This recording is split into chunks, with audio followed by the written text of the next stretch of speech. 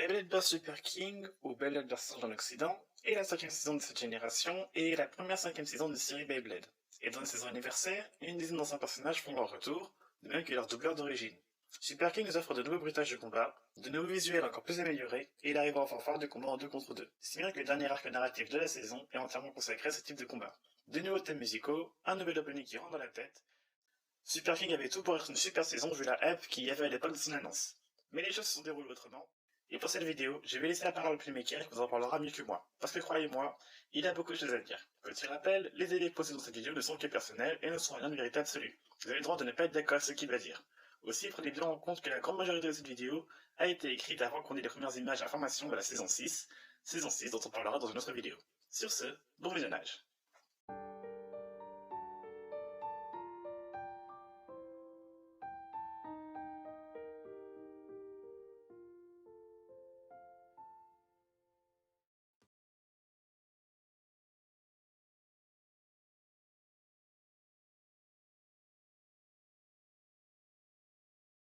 Hyuga, Hikaru et Lane. J'avais déjà parlé d'eux assez brièvement dans les 2 précédentes reviews, donc voici la suite. Hikaru Asahi et Hyuga Asahi sont les héros principaux de cette saison, et leur objectif commun est de créer une révolution dans le monde du Beyblade, en surpassant les Bladers de légende des années passées. Au début de saison, ils taperont dans la vie de Vat et poursuivront leur parcours à travers des entraînements et 2 tournois. Et dès le départ, on a un problème avec ces deux-là. Ils n'ont rien de particulier. Vat a cette capacité de pouvoir faire des prouesses au Beyblade en se concentrant, capacité de concentration digne des plus grands sportifs de haut niveau similaires à la zone selon Shu. Aga avait un talent naturel pour la résonance qui devrait apprendre à bien gérer, et Drum avait des départs en mémoire encyclopédique et des bonnes connaissances de Beyblade en général. Ces deux-là sont juste des fans de légende qui ont des toupies Super King. Et même au fil de la série, ils n'ont pas de lancers spécial, ils garderont le même tout au long de la série en fait, ils n'ont pas de coup spécial signature régulier, ils n'ont pas de style de combat qui leur sont propres. Quand Vat les a pris sous son aile, on pouvait penser que, vu qu'il n'aura de spécial, il pourrait développer un truc spécial à l'avenir, ce qui est le cas avec le Flair, une forme de résonance que seul eux possèdent avec Lane. Pas expliqué d'ailleurs. Mais même ça ne suffira pas pour qu'il se démarque de la série. Déjà parce que le Flair apparaît vers la mi-saison, on a les anciens personnages qui leur veulent la vedette, j'en parlerai plus tard, et surtout parce que leur développement de personnage est une boucle ennuyante qui se répète tout au long de la saison du début à la fin. Les Asahi font face à un obstacle et ou se disputent sur plusieurs épisodes parce que leur façon de penser n'est pas la même. Les Asahi galèrent mais trouvent une solution parce qu'ils arrêtent de se disputer. Les Asahi parviennent à surmonter l'obstacle avant qu'ils fassent face à un autre obstacle et rebelotent, se disputent et c'est reparti. Plus, autre problème avec ces deux-là, c'est qu'ils n'ont rien de marquant. Ils veulent créer une révolution et faire bouger les choses, mais ils sont totalement indispensables dans les 3/4 de la saison. La série peut facilement fonctionner sans eux sur tous les arcs sauf le dernier. Et c'est dommage, parce qu'en soi, ces deux-là étaient intéressants, même plutôt rigolos. Mais malheureusement, quand on parlera de la saison 5, ce ne sera pas des frères Asahi que les fans se souviendront, mais des anciens personnages. Le truc, c'est que même l'histoire ne se focalise pas sur eux, de même que leur toupie en fait. Et eux, ces parions savent parler, mais ça s'est fait que très peu de fois, genre 2 fois. Et on ne parle pas de toutes les capacités de ces toupies. Normalement, en principe, la toupie du héros, c'est celle dont on s'attarde le plus sur tout ce qu'elle peut faire avec toutes ses pièces. On nous a jamais expliqué les capacités des drivers, Exceed, Zone, Exceed Dash plus Exceed ou Zone Dash plus Zone, alors que c'est une capacité qui est unique en Beyblade. On ne nous a pas parlé une seule fois de toute la saison. Enfin bref, des persos perdus au milieu de tout ça, qui sont tristement délaissés, car ils sont juste inintéressants au possible, et on s'en fout de leur progression. Ils ont en effet battu tous les légendes, mais vu comment leur développement est pauvre, ça n'a réellement rien de marquant. Juste, ok, c'est fait, suite. À côté de ça, Lane est un personnage que j'aime bien. Loin d'être parfait, mais je l'aime bien. Dans son ensemble, le personnage est une meilleure version de Red Ice. Le parcours des deux personnages est similaire, ils battent tous ceux qui s'opposent à eux, subiront des défaites qui les feront basculer du côté obscur pour de bon, déterminés à tout péter, avant de perdre face au héros principal. Le côté intéressant, c'est que le début et la fin de leur parcours respectifs diffèrent. Shu est devenu Red Eyes, frustré de ne pas pouvoir devenir plus fort, mais une fois qu'il aura atteint son objectif, il sera satisfait. Lane est quelqu'un qui est très puissant, qui recherche juste quelqu'un qui sera capable de rivaliser sa puissance, c'est tout. Tout au long de la série, on nous dit que sa façon de pratiquer le Beyblade est mauvaise, mais ça c'est de la connerie. C'est aussi c'est mal expliqué, mais c'est de la grosse connerie. Lane en soi n'est pas méchant, il est très puissant et il est perdu, parce qu'une fois son objectif atteint, il n'est pas satisfait et se rendra compte que ce qu'il cherchait était devant ses yeux depuis le début, à savoir pratiquer les Beyblades par passion, représenté par le flair des frères Asahi, et sera guidé par Shu dans le même temps, qui, plutôt que de jouer les gentils, se comportera exactement comme lui pour lui ouvrir les yeux. C'est pour ça que je trouve que la relation Senpai-Kohai fonctionne mieux entre Lane et Shu qu'avec Fubuki et Shu dans la saison 3. Mais alors, pourquoi Lane est détesté par autant de monde? Tout ça parce qu'il bat les Legends. Sur ce point, c'est pareil pour les frères Asahi. Mais la haine envers Lane est encore plus grande parce qu'il enchaîne victoire sur victoire contre les légendes. L'argument nul que je revoyais souvent, c'était « Ouais, mais les anciens ont plus d'expérience et sont mieux écrits, ils méritent de gagner ». En soi, de nouvelles têtes sorties de nulle part qui parviennent à battre des athlètes titrés de haut niveau, c'est un truc qui arrive assez fréquemment dans le monde du sport, dans la réalité.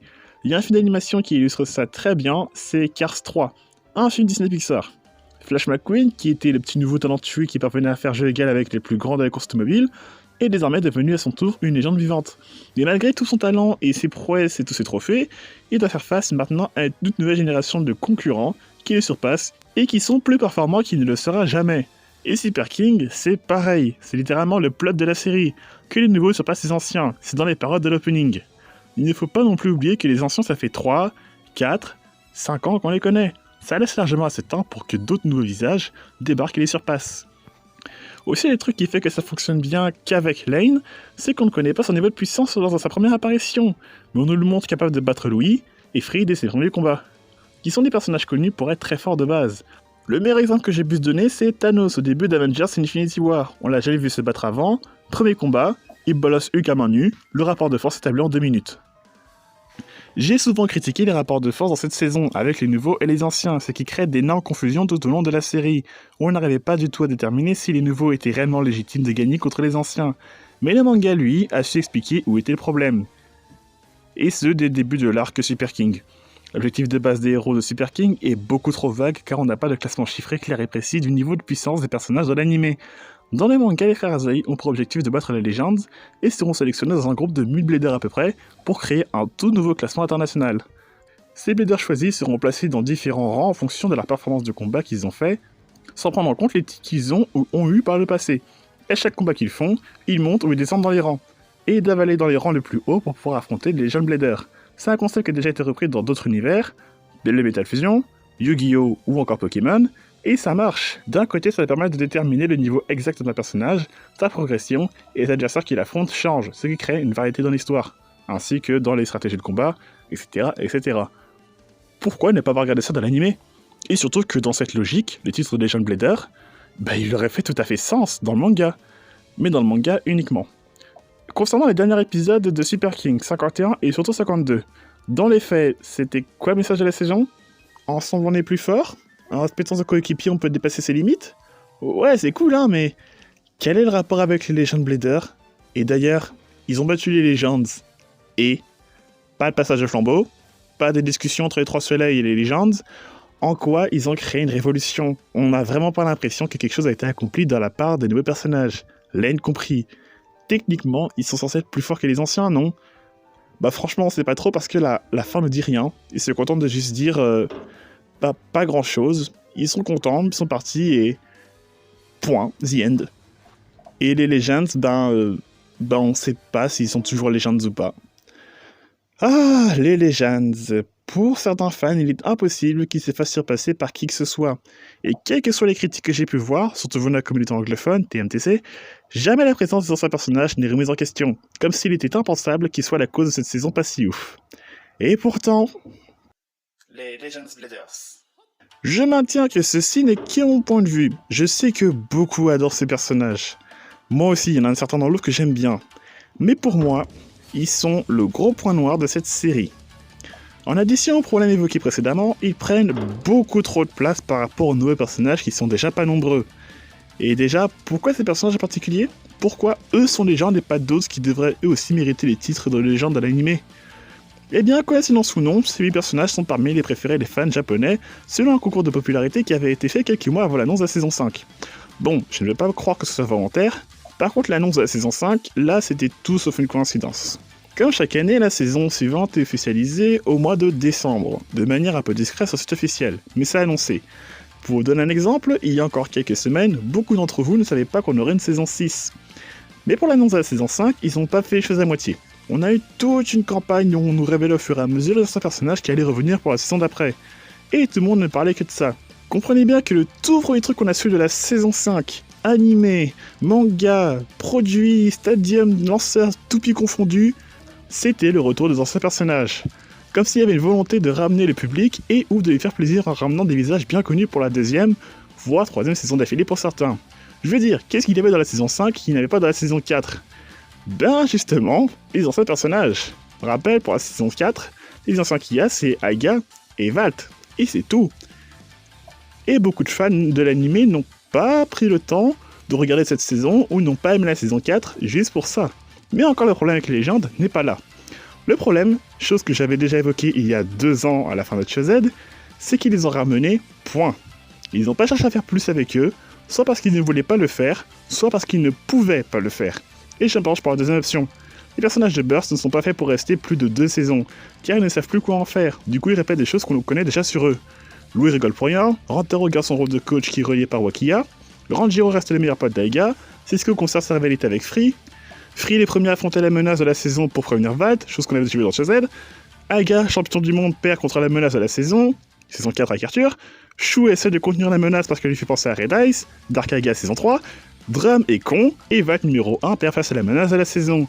Mis en garde auparavant par Free, encore une fois, répétition de Z, avec Dark Aiga, doublé d'un non-respect total de la logique imposée à la fin de la saison 3 sur le fait qu'Aiga était numéro 1. Mais si ce n'est pas dérangeant pour certaines légendes, pour chacune d'entre elles, ce sont des choses qu'on connaît déjà sur le bout des doigts. Le sentiment de renouvellement et de nouveauté est inexistant. Super King s'apparente plus à un best-of des anciennes saisons que sur l'histoire des Iga et Hikaru. C'est un enchaînement de mauvaises idées mal gérées qui va de mal en pire. Pour les personnes qui se foutaient totalement de l'histoire et qui voulaient juste voir Shu, Valt et les autres se mettre sur la tronche comme un bon jetant, avec plein de références, ben ils ont kiffé, et je ne peux pas leur en vouloir. C'est ce que la série vendait dès le départ, et c'est ce que la série propose. Mais pour ceux qui s'attendaient à ce qu'on s'attarde sur les personnages et que ça raconte des choses comme pour les saisons précédentes, peut-être pas la 3, ben ils avaient qu'une envie, c'était que la saison se termine au plus vite. Et ça me fait mal de dire ça, mais il y a eu des moments qui étaient très bien, voire même excellents, hein, mais pas assez pour rehausser les niveaux de la saison. Cette saison ne raconte rien. Je suis désolé, mais c'est le ressenti que j'ai eu, surtout après que les héros aient obtenu leur nouvelle toupie. J'ai même constaté que mes reviews étaient de plus en plus courtes à partir de ce moment-là. Et croyez-moi, non, ça ne me fait pas plaisir d'être aussi négatif en vidéo. Il y a certes quelques relations entre personnages qui sont sympas, où les combats étaient cool, voire même super cool pour certains, mais c'était clairement pas assez. Ce que l'anime Burst a besoin, et j'ai l'impression de me répéter chaque année, c'est de se débarrasser de ces anciens personnages qu'on connaît depuis 3, 4, 5 ans. Pas besoin de faire un reboot d'arrêter Burst, juste en racontant l'histoire d'autres jeunes bladers qui pourraient avoir un lien plus ou moins rapproché avec un ancien personnage, ça peut le faire. Si cet ancien personnage ne prend pas le dessus sur le nouveau. S'il décide pas de se renouveler pour de bon, le dessin de la série risque d'être assez moche, quand ce fut le cas très récemment avec Inazuma Eleven, et plus particulièrement Inazuma Eleven Orion no Kokoin. Une série qui a été présentée comme étant un renouveau de la franchise, mais qui s'est contentée de maladroitement reprendre tout ce qui faisait le succès des saisons précédentes. Et ça a très mal fini. De toute façon, c'est toujours pareil, c'est trop prévisible, c'est toujours le gentil qui gagne. Une remarque que j'ai énormément vue, surtout due au fait que j'y prédis pas mal de victoires et des défaites de cette saison. Pour moi, arriver à deviner qui va gagner ou non, ça ne me dérange pas tant que c'est bien exécuté. Pour ce qui est du héros qui gagne, ben Beyblade n'est pas le premier à le faire, et ce ne sera pas le dernier. Oui, je dis Beyblade parce que Metal Fight c'était pareil, et j'imagine que Bakuten aussi. La série transmet des messages au jeune public, ne jamais abandonner et toujours se donner à fond pour aller au bout de son objectif. Vous imaginez si le héros se fait bolosser au bout de 50 épisodes de progression? Ce serait comme message transmis: t'es une grosse merde, et même si tu fais tous les efforts possibles, tu resteras une grosse merde? Ou alors pas 50 épisodes de plus à retenter ta chance? T'as ouf, hein? La différence qu'il y a entre le fait qu'un méchant gagne à la fin et le fait qu'un gentil gagne à la fin, c'est que les gentils, le héros, respecte son adversaire. Dans quasiment toutes les fins de saison de Beyblade, le héros va remercier son adversaire pour le combat et lui demander de combattre à nouveau car il s'est bien amusé. Et respect mutuel, fair play, bref, les valeurs du jeu quoi. Oui, alors, concernant Valt à la fin de la saison 1, oui, il a perdu, mais il ne faut pas oublier que son aventure en tant que héros principal ne se termine pas avec la saison 1, mais avec la saison 2, où il va gagner justement. Mais de toute façon, on s'en fout du scénario, c'est juste pour les gosses, ça sert à vendre des jouets. Une remarque aussi que j'entends beaucoup trop. Parce que ça doit vendre des jouets, l'anime peut se permettre de faire n'importe quoi. Non, surtout pas. Pour une entreprise qui utilise une série ou un dessin animé comme support commercial pour vendre ses produits, prendre son public pour des débiles, c'est la pire des choses à faire. Surtout que si je critique l'anime, les toupies IRL et le marketing autour de ça est tout sauf mauvais. Que ce soit pour Hasbro ou pour Takara. Oui, la grande majorité du public de Beyblade sont des jeunes joueurs, mais que je sache, à aucun moment dans les vidéos de présentation, les mecs qui vous présentent les toupies vous balancent « Hé, hey, la toupie elle est rouille, et si tu tires super fort, elle fait zoom zoom, tu vas tout gagner, ni !» Non, ils présentent les toupies telles quelles, de manière commerciale certes, mais correcte et professionnelle. Surtout que pour Takara, ce sont les mecs qui ont eux-mêmes conçu les toupies qui les présentent, tout fiers de faire découvrir leur bébé fraîchement sorti de la production au grand public. Sauf s'il n'y a pas des connards qui les ont fait fuiter avant. Autre exemple côté Hasbro, ils ont lancé une émission mensuelle de vulgarisation scientifique sur les toupies. En gros, c'est pas sorcier mais que pour Beyblade. Pardon, Beyblade et la science autour des toupies, leur rotation et tout ça. Autre point fort de la licence pour les deux marques, Internet mais surtout YouTube. C'est une plateforme qui est au cœur même de la communication de la licence, parce qu'il y a des milliers, voire millions de personnes qui en parlent aux quatre coins du monde, tous les jours. Faites la liste de tous les youtubeurs Beyblade qui vous suivez, vous constaterez que ce ne sont pas des gamins de l'âge de Swan et Neo, non, la plupart sont des adultes auprès desquels les marques vont se rapprocher pour faire la promotion de leurs produits auprès du grand public. Autre point qui prouve que, pour moi, cette idée d'infantilisation est stupide, les rééditions des toupies Bakuten Shoot et Metal Fight Beyblade. Ils n'ont en aucun cas renié ou oublié les générations précédentes ainsi que les fans de ces mêmes générations, fans qui suivaient ces séries à l'époque et qui sont à présent adultes. Ramener ces toupies au système Burst, ça tape sur la nostalgie et surtout, on peut jouer avec. Beyblade Burst, Hasbro comme Takara, est une licence qui est en constante évolution. Chaque mois de nouveaux produits voient le jour, chaque année un nouveau système apparaît, proposant de nouvelles façons de jouer et une diversité qui s'étend sans jamais s'arrêter depuis 2015. Et je trouve ça très dommage et assez ironique que cette diversité, on ne le retrouve pas dans l'anime. De Super King du moins. Sachant que dans l'aspect marketing, l'anime tient une place très importante. Après, il y a des chances que j'ai une fois de plus poussé mon raisonnement trop loin. Dans les faits, en termes de vente, cette saison 5 a très bien marché, et plaira sûrement à l'Occident quand elle arrivera. Juste que moi, j'ai pas aimé cette saison, et que c'est une saison que j'aimerais oublier, et passer à autre chose.